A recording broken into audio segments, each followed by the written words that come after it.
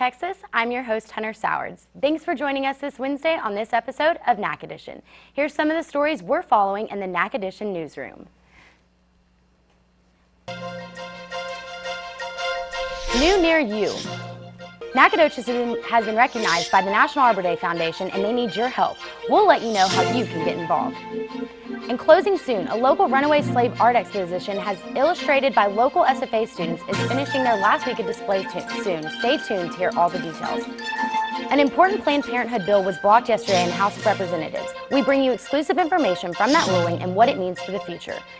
And finally, protecting the Pope. Pope Francis has arrived in the United States Tuesday and begins his 6-day visit. We bring you all the latest on the unprecedented safety measures putting in place to make sure that all are safe. All that and more, thank you again for joining us. First, let's take a look at how the oldest town in Texas is under the spotlight for its healthy vegetation. Nacogdoches has been recognized as one of the few selected to be a part of the National Arbor Day Foundation Tree City USA communities. Our reporter Belen Casillas has more. Surrounded by green, green, and more green, Nacogdoches, the official garden capital of Texas and home to Stephen F. Austin State University, is now officially recognized by the Arbor Day Foundation and the National Association of Foresters as a Tree City USA community. There are more than 3,400 communities around the country who are part of the program, but what makes Nacogdoches stand out from other recognized cities in Texas like Tyler, Austin, or Arlington is its community spirit to keep its city green and its trails alive. With trails like this one, SFA's Piney Woods Native Plant Center, this is just one of the many trails that students and the community here in Nacogdoches can walk. Along with the trails, Morgan McGrath, like many other Nacogdoches residents and SFA students who have come from bigger cities, recognize the efforts that go into maintaining a healthy vegetation. The other thing you get to see in Nacogdoches is the environment, which is not in a lot of big cities. You know, they take down trees left and right, and here in Nacogdoches, you're literally in a forest. We're in the Piney Woods, and it's really great to see them preserving those woods. Within making the urban forestry a main priority to meet the Tree City USA program requirements, the city of Nacogdoches has also actively maintained a tree board department, a community tree ordinance, spent at least $2 per capita on urban forestry, and has promoted Arbor Day activities. Keep Nacogdoches Beautiful and the Garden Capital community alongside with the city are among those involved in the process. Although the Tree City USA program began in 1976, Nacogdoches has long before offered history and green beauty to its residents. Jane Austin, who was born and raised in Nacogdoches, has witnessed the city's forestry growth. We are a tree city, and it's comforting to know that we have this around us. Trees are a livelihood for a lot of people, and trees mean a lot of different things to different people, whether it's beauty or a way to make a living. Austin, whose husband was an SFA forestry major before joining the military, says Nacogdoches is one of a kind. Nacogdoches is a very unique place to live. A lot of history here, a lot of small town good things. It's a great place to live. It's a great place to raise a family. Reporting with Nac Edition, I'm Belen Casillas. And a few events residents can look forward to include the Nacogdoches Plant Sale happening this Saturday, October 3rd from 9 a.m. to 1 p.m. and Blaze the Trail Day held on October 24th. Closing soon, we turn to a historical exhibition here in East Texas that you might not know about. On the opening day of this summer's annual Nacogdoches Blueberry Festival, it was also the grand opening for another special event known as the Portraits of Freedom. It was open for viewing by the public, featuring paintings, drawings, lithographs, and screen prints that were created to represent advertisements for runaway slaves in the late 1800s.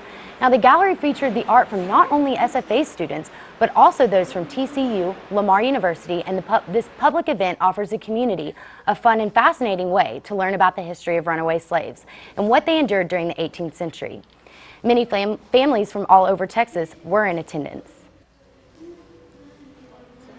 Yes, I think so, because we can learn, through the paintings, and we can learn a little bit, and it gets more of our attention, more of our attention and our children's.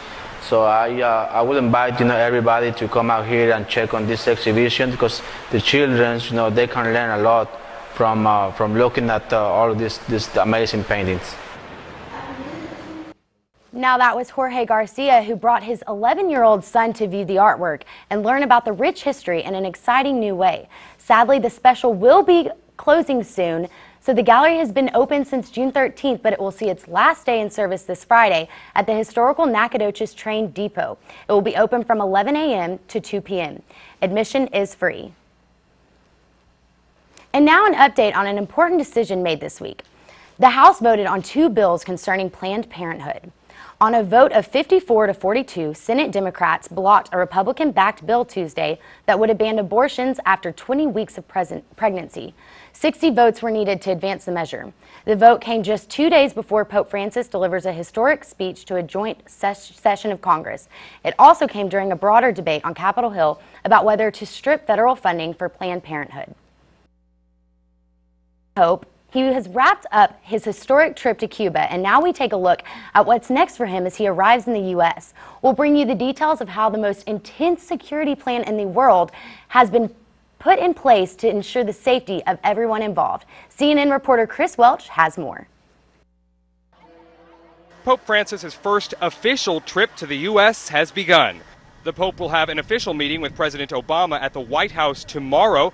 Then on Thursday, he'll address a joint session of Congress, a first for any Pope. After that, he'll speak to the United Nations in New York. The third and final stop for his U.S. tour is Philadelphia, where he will celebrate Mass at the World Meeting of Families. Earlier today, an elaborate farewell ceremony was waiting for Pope Francis as he prepared to depart Cuba. He stood with President Raul Castro and said goodbye to local clergy and the Cuban people. This morning, Pope Francis celebrated Mass at a shrine in Santiago de Cuba, Cuba's second largest city. He urged the faithful to focus on the family and thanked Cubans for their hospitality. In true Pope Francis fashion, he chose to get personal with people, shaking hands and sharing hugs. That may be curtailed a bit in the U.S. This visit is considered a national security special event, meaning the Secret Service and FBI are coordinating one of the largest security operations ever. New York Mayor Bill de Blasio says they'll follow the Pope's lead. This is a Pope who likes to be close to the people.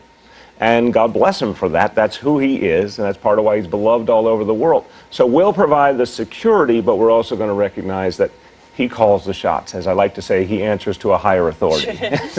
Reporting in Washington, I'm Chris Welch. And in a highly symbolic moment, Francis will pass on lunch with lawmakers after addressing Congress and will dine instead with the homeless people in Washington. We'll keep you informed on all the latest happening throughout his historic trip. And stay tuned after the break. We'll bring you the latest on an alleged hate crime that happened in Dallas and also how one woman rose to stardom in the eyes of some Dallas Cowboys fans. Stay tuned, you won't want to miss it. By hate crime and strawberries and then weather.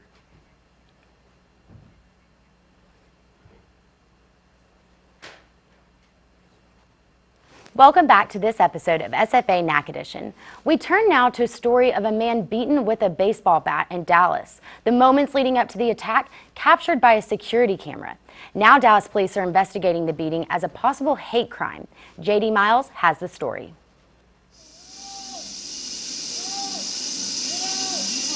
Pleas for help, captured by a security camera. They were heard last night by Francisco Garcia and his partner outside their Wycliffe Avenue home. Because I saw his face blow everywhere, and this was very bad. Garcia and others in the neighborhood found a 29-year-old man on the ground. A police report says the victim was covered in blood from head to toe and taken to Parkland Hospital.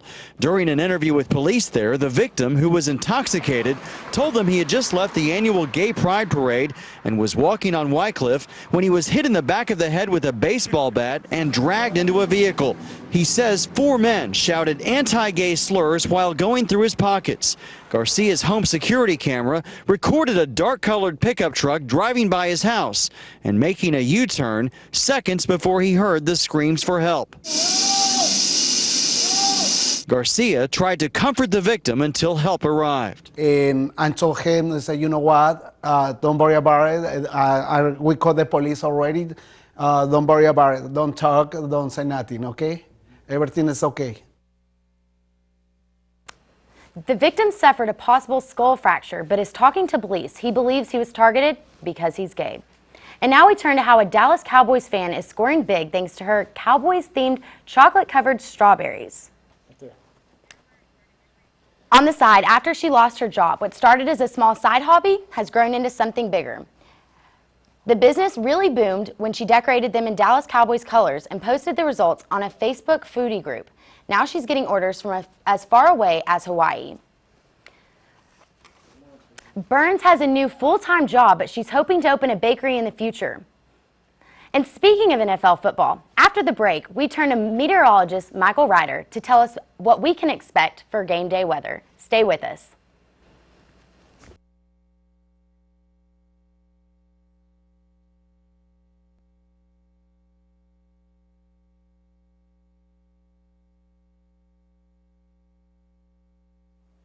Thank you so much for joining us again. I'm Michael Ryder, and I'm going to be giving you your weather today. We're going to start things off by starting in the northwest. As you can see, that cold temperature is really starting to creep in on us. Coming down from the north, you got it down into the 50s, and even in some places, it's going to be reaching the 40s. That's the current temperature. Temperatures have been dropping a lot further than that. Just to clarify, moving on into the center, here we have 67 degrees, 66, so you're starting to get that idea of the changing seasons.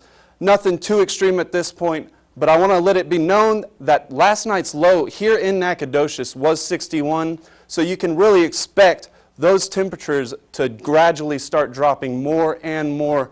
Moving on over to the East Coast, up here at the top you got 67, 65, and as we drop down to Florida, it's even going to drop down, or rise up, I apologize, up to 85. It's really not the change that we're seeing everywhere else, but overall temperatures are really starting to drop, so look out for that.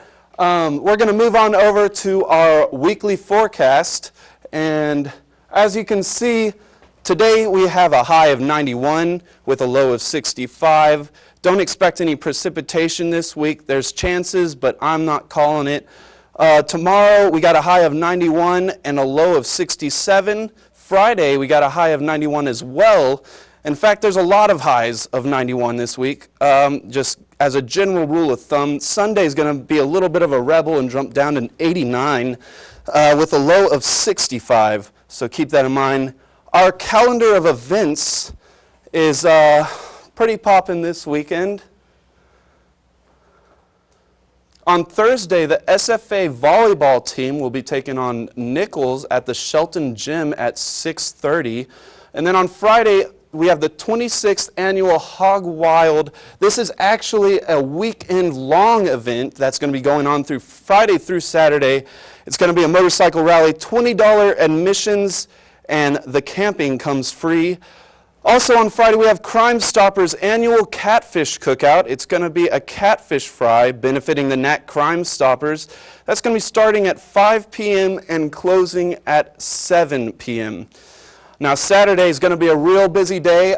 Nothing much going on Sunday, so we kind of stacked it for Saturday.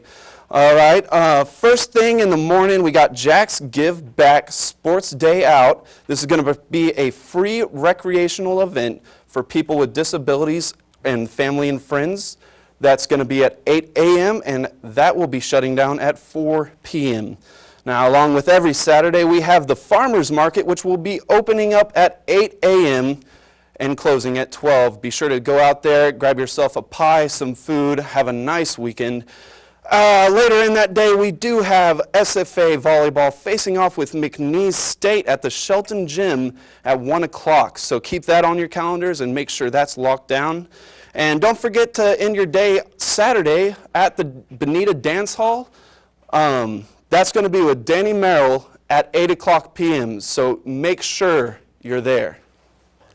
All right, thank you very much. This has been Weather with Michael Ryder. Thank you for joining us. Stay tuned because coming up after the break, we have all the latest in sports. You won't want to miss it. Nac Edition will be back in a few.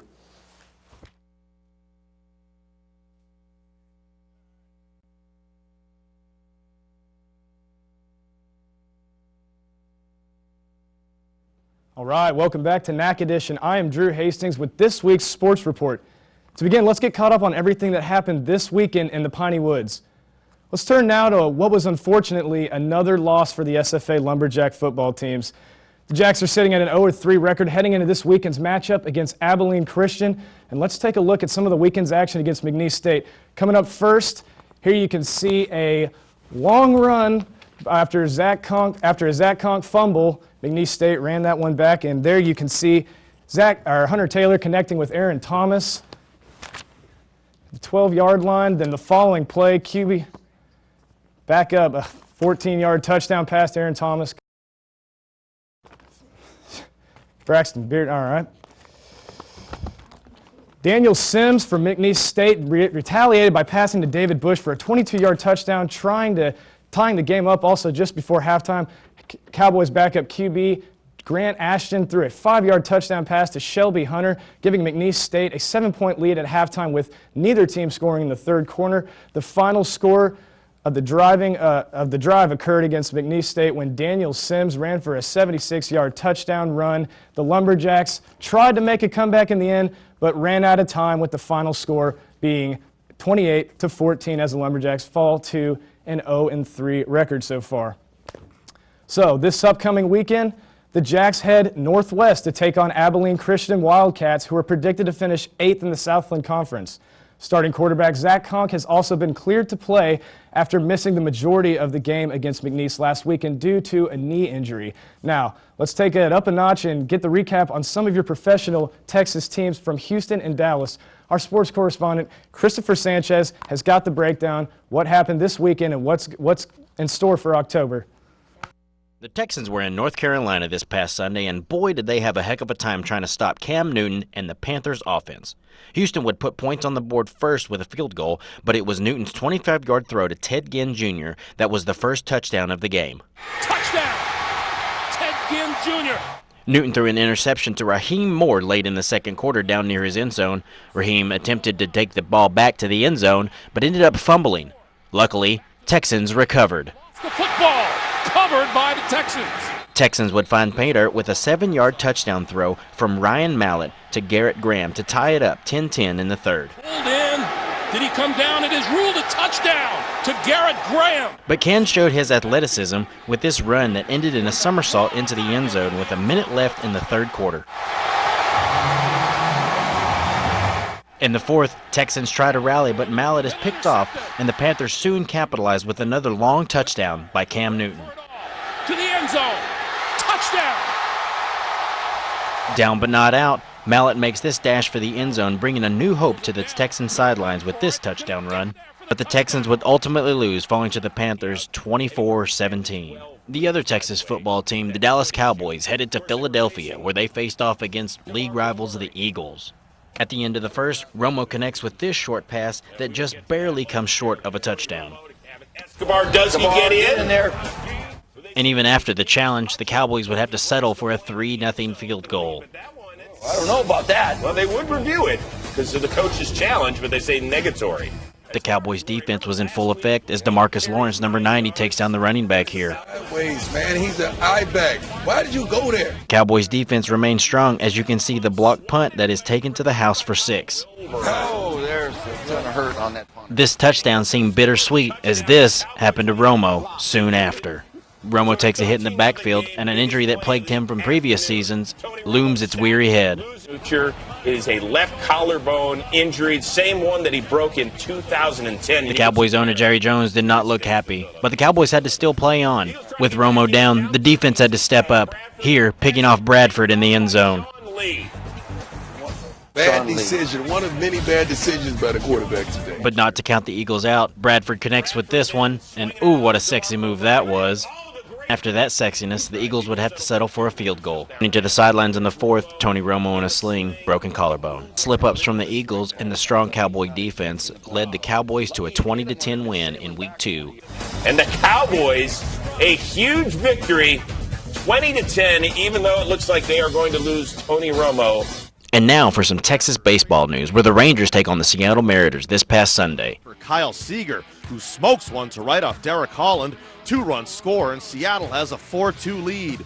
Two batters later, after an intentional walk to Nelson Cruz, Robinson Cano steps to the dish, and he goes yard. A 3-run jack, number 17 on the year. But even with the pitching change, the Mariners' bats stay hot as Gutierrez sends this one over the right field wall. Franklin Gutierrez goes the other way. Back-to-back jacks, number 15 on the year for Gutierrez, 8-2 Seattle. As hard as they tried, the Rangers could not catch a break as Hernandez catches this quick one, then passes it back to Beltre. The Rangers couldn't put a string together, and Hernandez pitched a heck of a game, even though leaving in the 6th inning due to an elbow injury. The final, Seattle 9, Rangers 2. Let's head down south now, where the Houston Astros take on the Oakland A's. Bottom of the 2nd, the Astros get on the board with this shot from Cody Rassman over the right field wall. 20th homer of the year, we're knotted at 1. And in the 5th, Houston takes its first lead with this shot by Springer over the left field wall. That's number 14 for Springer with that 2-run shot. 3-1 Astros. In the 7th, McHugh makes this diving catch out in right field. Woo-wee, Astros. McHugh had a very good game, going 8 innings, allowing 1 run, striking out 8 and only allowing 4 hits in Houston's win this weekend. From Astros to Rangers, Texans to Cowboys, this has been Christopher Sanchez reporting for Nac Edition Sports.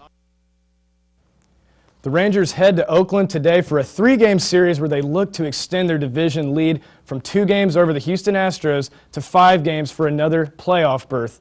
Now, let's turn back to SFA athletics for a minute here. The Lumberjack basketball team is gearing up for what they hope will be another winning season. Stephen F. Austin is ready to be back to the court and get back to business as they are primed for another great season. Earlier this month, this season's schedule was released. The first game will be against the Baylor Bears on Friday, November the 13th. And the 2016 Southland Conference play opens up January 2nd against the hot-playing McNeese State. The Lumberjacks will not only hope to begin their quest for a 4th straight regular season in the Southland Conference title, but also make their way to their 3rd straight NCAA tournament. Now, if we go back a little bit and look at that game against Utah here in a minute. Yep, there's a nice wall. Okay, here we go. Last season, the Lumberjacks ran into a big defensive battle with Utah, number 5 in the tournament. In Portland, the Jacks had a struggle against a very talented group of Utes. The final score was 57-50, a close matchup with the Utes pulling away. The Lumberjacks are fighting to make a comeback this year, and I think they're going to do it, guys. I think we're going to have a lot better season. We got some really tall players out there, you know.